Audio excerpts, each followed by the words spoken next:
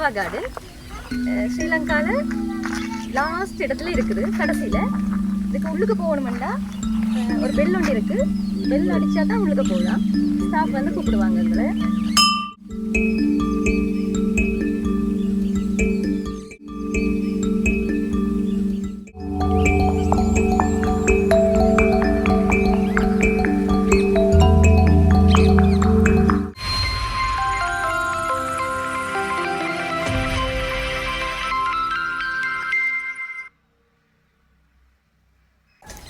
Hi, இப்போ நாங்கள் வந்திருக்கிறது பாவா கார்டன் ஸ்ரீலங்காவில் லாஸ்ட் இடத்துல இருக்குது. கடைசியில் இதுக்கு உள்ளுக்கு போகணுமெண்டா ஒரு பெல் ஒன்று இருக்குது. பெல் அடித்தா தான் உள்ளுக்கு போகலாம். ஸ்டாஃப் வந்து கூப்பிடுவாங்க எங்களை.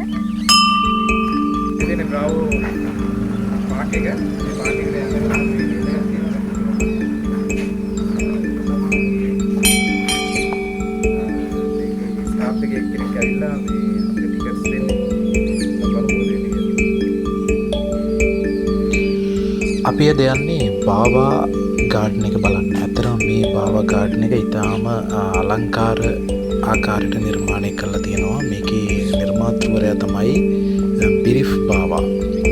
මොහු ඉස්සර හමුදාවේ තමයි ඉඳලා තියෙන්නේ. ඊටා උස පුද්ගලයෙක් විදිහට සඳහන් වෙනවා. මේ හරිත වර්ණයෙන් යුතු ඒ වගේම නොයෙක් ශලතාදීන් සමන්විත මේ ගාඩන් එක පිළිබඳවයි අද WP විෂන් කතා බහ කරන්න සූදානම් වන්නේ.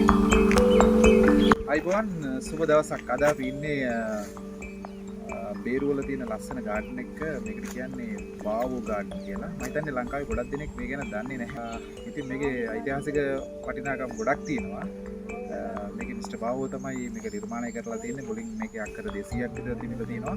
පස්සේ ඉතින් ඒක එයාගේ වැඩ කරපු අයට එයා බෙදලා දීලා පස්සේ මේක අක්කර 5කට සීමා වෙලා තියෙනවා. මේකේ ඉතාම විසිතුරු ශාක වර්ග අපිට දැක ගන්න පුළුවන්. විශේෂයෙන්ම ගොඩක් ශාක වර්ග විදේශීය රටවලින් ගෙනල්ලා තමයි මෙහි රෝපණය කරලා තියෙන්නේ. මේ ලංකාවේ අයට ඉතාම වැදගත් විශේෂයෙන් දකින්න නොලැබෙන ශාක ප්‍රජාවක් වගේම ජෛව විවිධත්වයක් ඔයාලට දකින්න පුළුවන්. මගේ ඉන්නවා මේ ප්‍රියා මගේ යාළුවෙක්. ඔයාලට මොකද හිතෙන්නේ මේ ගාඩන් එක ගැන? வணக்கம். நாங்கள் இப்போ இருக்கிறது வந்து பாவா கார்டன். நான் நினைக்கிறேன் ஸ்ரீலங்காவில் கணக்கு பேருக்கு இந்த இடம் தெரியாது. எனக்கும் தெரியாது. இப்போ தான் ஃபஸ்ட் டைம். இது ஒரு ஆர்மி சோல்டர் மிலிட்ரியில் இருந்த ஒரு ஆள்கிட்ட ஒரு லேண்ட். இந்த லேண்டில் வந்து பெரிய லேண்ட் 200 பெரிய லேண்ட். அதில் வந்து ஒரு இடத்து அப்படியே கார்டனாக எடுத்து அதில் வேறு வேறு இடங்கள்ல இந்த ஃபாரின் அங்கேருந்து வேறு வேறு பிளான்ட் இதுகள் கொண்டு வந்து வித்தியாசமான முறையில் செய்திருக்கிறாங்க.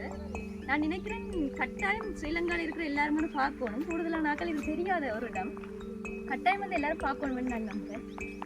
අපිගේම ජැප්නවල ඉන්න කට්ටිය කොළඹ පැත්තේ ආවොත් මේ ගාඩන් එක බලන්න එන්න කියලා. අපි ඉන්වයිට් කරමු. අනිවාර්යෙන් දන්නේ කට්ටිය දන්නේ. කට්ටිය දන්නේ. අපි ජැප්නයි ඉන්න අයට අපි යාළුවනේ කියන්නේ. அனைவரும் கேம் ஹெமோம் என்ன எல்லாரும் வாங்க. கட்டாயம் வந்து இந்த இடம் பார்க்கணும். எல்லாரும் பார்க்க வேண்டிய இடம். இப்படி ஒரு இடம் இருக்குன்னே தெரியாது ஸ்ரீலங்காவில் இருக்கிறாங்களுக்கு. ஆனால் கணக்கு ஃபாரினர்ஸ் வேறு நம்ம ඔය වගේම ප්‍රියා මේකේ මිස්ටර් බාවෝ හිටපු නිවසක් තියෙනවා. ඔයාට ඒක බලනවා නම් රුපියල් 2000ක ටිකට් එකක් ගන්න වෙනවා. ඒත් එක්කම නිකම් මේ ගාඩන් එක විසිට් කරනවා නම් රුපියල් 500ක ටිකට් එකක් අරන් ඔයාට මෙහාට එන්න පුළුවන්. හැබැයි එනකොට විශේෂයෙන් මතක තියාගන්න ඔයගේ වාහනේ එන්න. නැත්තම් මේ ට්‍රාන්ස්පෝර්ට් මේ පොඩි ප්‍රශ්නයක් තියෙනවා. අපිට ට්‍රාන්ස්පෝර්ට් ප්‍රශ්නයක් ආවා. ඒ හින්දා විශේෂයෙන් කෑම මොන හරි කියනවා නම් කෑම කාලේ යන්න පුළුවන්. හැබැයි අපේ විතර කරන්න නම් සුදුසු නෑ. රයිට් අපි ගිහිල්ලා බලමු මේකේ තියෙන සුන්දරත්වය කොහොමද කියලා.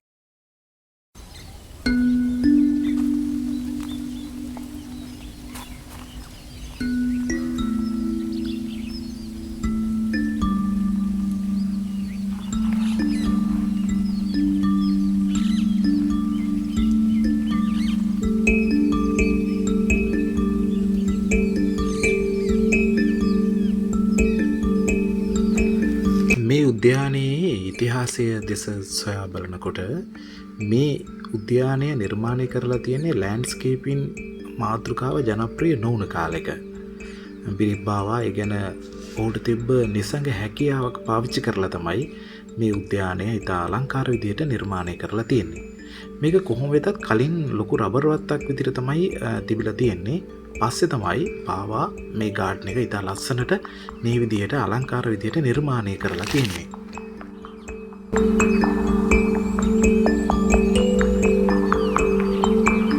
ඇත්තටම මේ භූමිය බාවාට හම්බ වෙන්නේ ඔහුගේ දෙමව්පියන්ගෙන්. ඔහුගේ දෙමව්පියන්ගෙන් ලැබුණු දායාදයක් විදිහට තමයි මේ ඉඩම බිරිෆ් බාවාට හම්බ වෙන්නේ.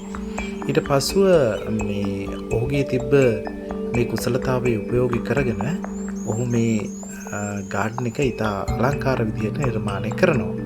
කොහොමද ඔහුගේ මල්ලි ගෘහ නිර්මාණ ශිල්පියෙක්.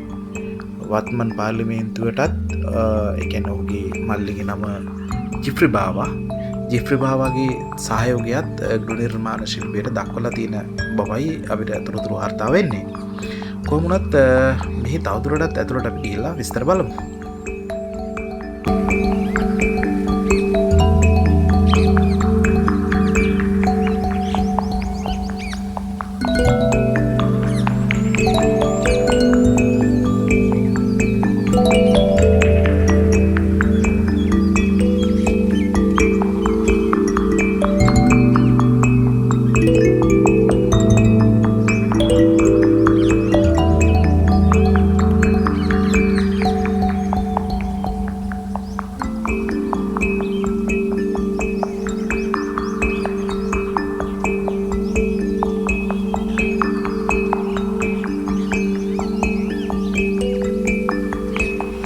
අද මේ උද්‍යානය විශ්වවිද්‍යාල ශිෂ්‍යයන්ට පරිසරය පිළිබඳ ගවේෂණය කරන්නන්ට මේ ශාක පිළිබඳ අධ්‍යයනය කරන්නන්ට හොඳ තෝතැන්නක් විදිහට පවතිනවා.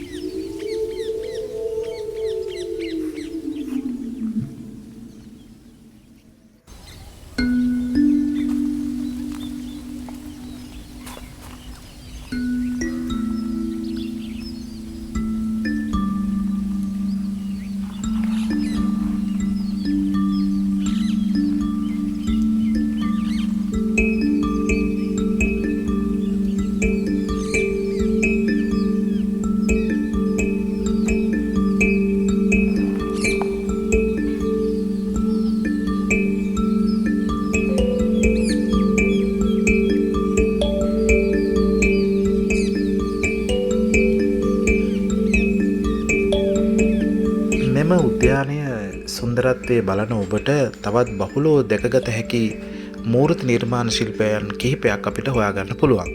ඒ අතරින් විශේෂයෙන්ම පිරිමි නග්න සිරුරු සහිත මූර්ති නිර්මාණයන් ඔයාට මේ බාවා ගාඩ්න එකට આવුත් බලාගන්න පුළුවන්. බාවාගේ විස්තරයට අනුව නම් අපිට බාවා මේවා නිර්මාණය කරලා තියෙන්නේ කිසිම දෙයකට ඇලීමක් බැඳීමක් නොමැතිව නිදහසේ සිටිය හැකි ආකාරයට තමයි ඔහු මේ උද්‍යානය නිර්මාණය කර තිබෙන්නේ.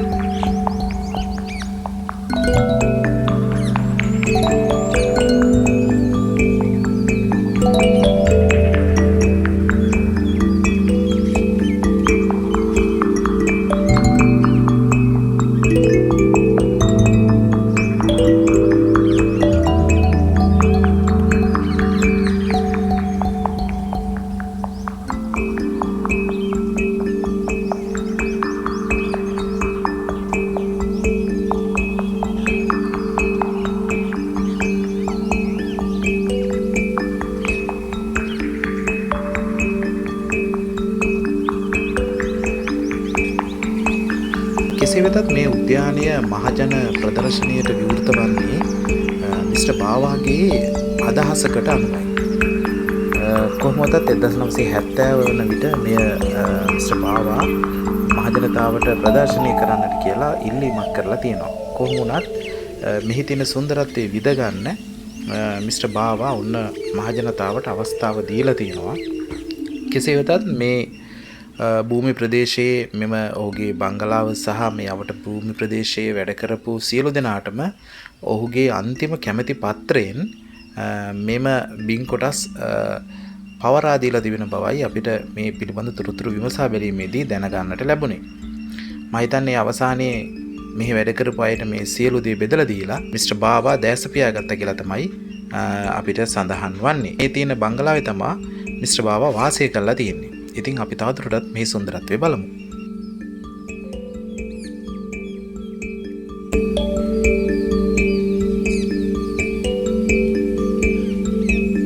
ඒ වගේම මේ උද්‍යානය බලන්න එන ඔයාලට පුළුවන් මෙන්න මේ මිස්ටර් බාවා වාසය කරපු මේ බංගලාවේ මිස්ටර් බාවා පාවිච්චි කරපු උපකරණ සහ මිස්ටර් බාවාගේ මූර්ති නිර්මාණ, චිත්‍ර නිර්මාණ ගොඩක් දේවල් මෙහි ඇවිල්ලා බලා ගන්න. විශේෂයෙන්ම මේක කෞතුකාකාරයක් විදිහට මේ බංගලාව ඔයාට නරඹන්න අවස්ථාව තියෙනවා.